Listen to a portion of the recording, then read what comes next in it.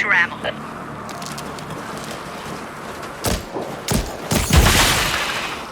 I know you don't want to hear it, and I sure as heck don't want to say it, but After the Fall feels like a proof of concept for how the metaverse could work.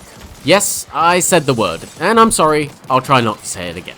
As I boot into a demo for Vertigo's upcoming Left 4 Dead-like VR shooter, I'm readying myself to dive into a sprawl of menus, searching for the username of my guide, prepared to wait for party invitations and connections that eventually land us in the same level together. Much to my surprise, as the door opens to the game's hub area, my guide is already standing there waiting to greet me. If I point at him and press an icon above his head, we can party up near instantaneously, not to mention hang out in the hub spending time playing arcade minigames. If I want to walk into a weapon customization room, I'm taken out of the multiplayer instance, but when I return, I'm seamlessly transported back into it. And that's really the key word here, seamless, or at least near seamless. To me, the most impressive element of After the Fall thus far is just how easy it is to jump into a social VR experience. When full, Vertigo says this hub world will comprise of 32 players connected across PC VR, Oculus Quest 2 and PSVR. And yes, you can turn off crossplay if you want. Granted, there is still some fumbling required for crossplay with friends. You'll need to use friend codes to find each other given you're playing across different platforms, but support for spawning into a hub based on an in-game friend list location or party leader instance is coming post-launch. Not quite perfect then, but for Vertigo's Arizona Sunshine follow-up to really work, it needed an effortless infrastructure that allowed you to easily jump in and out of games with friends no matter what platform they're using. Granted, I haven't seen a full hub working together yet, but from this glimpse, I think it's quite possible they're going to pull that off. The game itself? Well, that's looking pretty good too. Describing After the Fall in a post-Back 4 Blood and Aliens Fireteam Elite world is much easier because, well, you've likely recently played something that's almost exactly like it.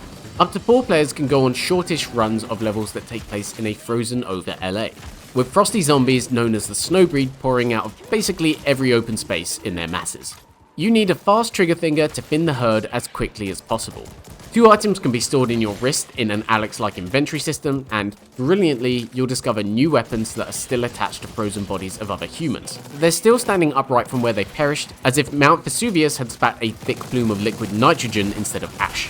Though the game remains basically the same as when I played After the Fall 2.5 years ago now, it's clear Vertigo has listened to at least some of the feedback from then. If you want, you can still reload as you did in Arizona's fast-firing arcade action by swinging your weapon near an ammo pouch placed on your body. But there's also an immersive reload option that requires you to press a button to eject a clip, load another back in, and then pull a charging handle.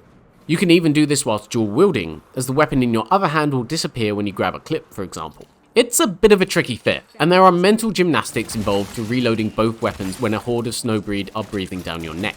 But you'll also get a 50% increase in Harvest, the game's brand of currency, for playing this way, and that makes a huge difference to the end of level results. You can also grab weapons with 2 hands, which is basically required to shoot straight with a rifle.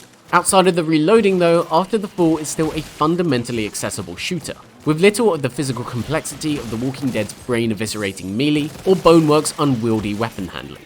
Longtime VR players might be hoping for something with a bit more depth to it, but I suspect it's the right approach for the game's appeal.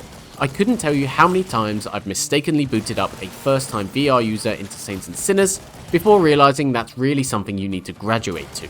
A lot of new and existing VR gamers will find After the Fall under their digital Christmas tree this holiday and pretty much be good to go. Other than that, you're kinda getting what you'd expect here.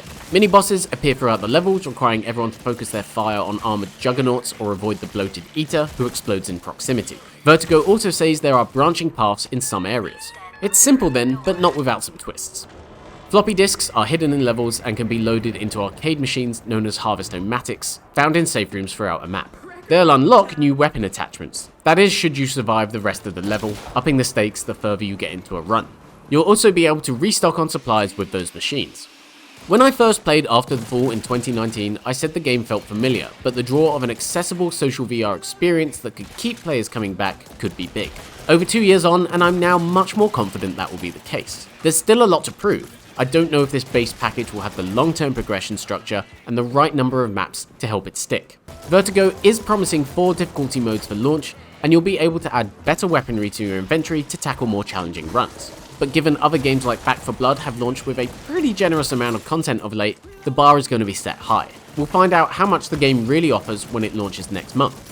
After the Fall hits Oculus Quest 2, PSVR and PC VR headsets on December 9th. An Oculus Quest 1 version will arrive in 2022. Watch out for those ceiling crawlers. They have a tendency to drop in unannounced, if you get my meaning. Thanks so much for watching this video. Make sure to like, subscribe, and comment if you liked it.